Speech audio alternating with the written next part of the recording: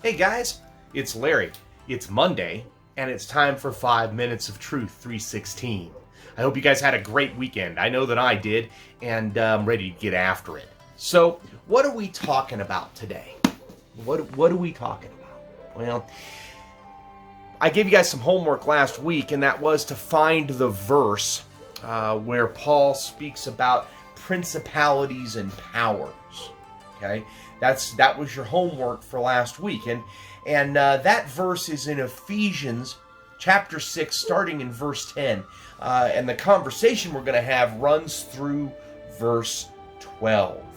Okay, so what in the world are principalities and powers? What does that even mean? What does that mean? Well, it's a fancy Bible phrase that's employed by Paul to indicate that we're at war with the spiritual realm.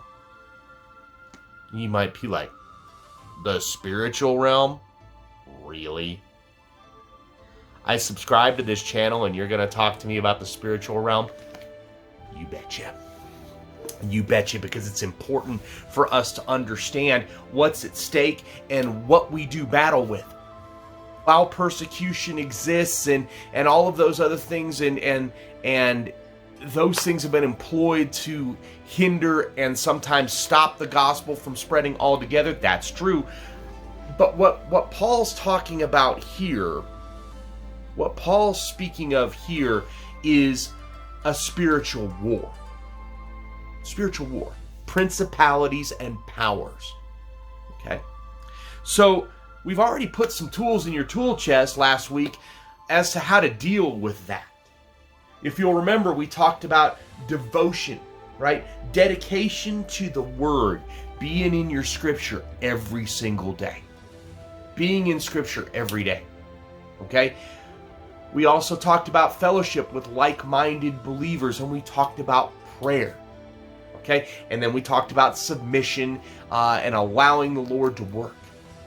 All of those things are weapons in your tool chest for battling this spiritual battle, for fighting this war. I've got a couple more to add today. Well, not today, but over the week. We're going to talk about some other things to add. But I want to talk about principalities and powers real quickly and show you some scriptural proof for the bold statement, Old Testament as well as New Testament. And so we're opening scripture to Daniel chapter 10. We're going to begin in verse number 12. Now, as a little bit of background, Daniel has seen a vision from the Lord. He doesn't understand it. He's been praying consistently for clarity, for discernment as to what that is. And we pick up in verse number 12, New Living Translation, and it says, "Don't be afraid, Daniel, and an angel now has come to explain things days later, and it says, don't be afraid, Daniel. Since the first day you began to pray for understanding and humble yourself before God, your request has been heard in heaven. I have come to answer your prayer. But for 21 days, the spirit prince of the kingdom of Persia blocked my way. Then Michael, one of the archangels, came to help me, and I left him there with the spirit prince of the kingdom of Persia. I am here to explain what happened to your people in the future, for this vision concerns a time not yet to come." That's Daniel 10, verses 12 through 14. The angel was held up by a minion of Satan, by a demon. Now, what's a demon? Demon is a fallen angel. Do they exist? You betcha.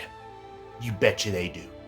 And they do Satan's bidding. They sure do. All right, so we are in Luke chapter 22, verse 31.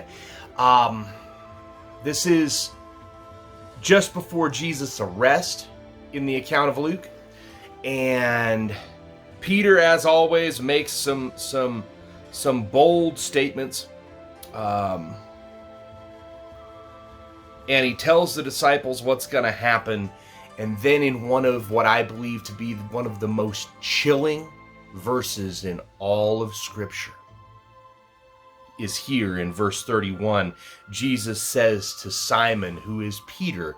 Simon was his given name. Peter was the name given to him by the Lord. Simon, Simon, behold, Satan has demanded permission to sift you like wheat.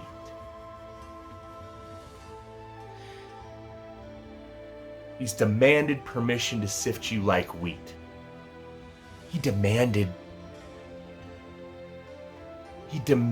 that Peter be sifted like wheat. Now here's the thing. That's chilling. First of all, that Satan himself asked for permission to take a run at Peter. Let me tell you something. When you as a believer say, the devil made me do it. No. The devil asked for permission to see if he could make you do it, first of all. And secondly, thankful enough and lucky for you, it probably wasn't him. Okay? It was one of his minions, it was one of his demons that did that. When Satan comes for you specifically, remember what I told you. You're not stronger than the devil. You're not stronger than the darkness, and we're at war. Now we're in Job, beginning in chapter 2, picking up verse 1.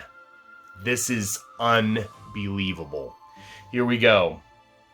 One day, the members of heaven's court came again to present themselves before the Lord, and the accuser, Satan, came with them. So Satan came into heaven with the brothers and the angels, because he's an angel. He comes into heaven. He's got permission. He came with them. And where have you come from? The Lord asked. Satan answered the Lord, I have been patrolling the earth, watching everything that's going on. And the Lord asked Satan, have you noticed my servant Job? He is the finest man in all the earth. He is blameless, a man of complete integrity. He fears God and stays away from evil. And he has maintained his integrity even though you urged me to harm him without cause. We're at war. We're in a spiritual battle. And it happens every day. Principalities and powers, y'all. Fellowship, devotion, prayer.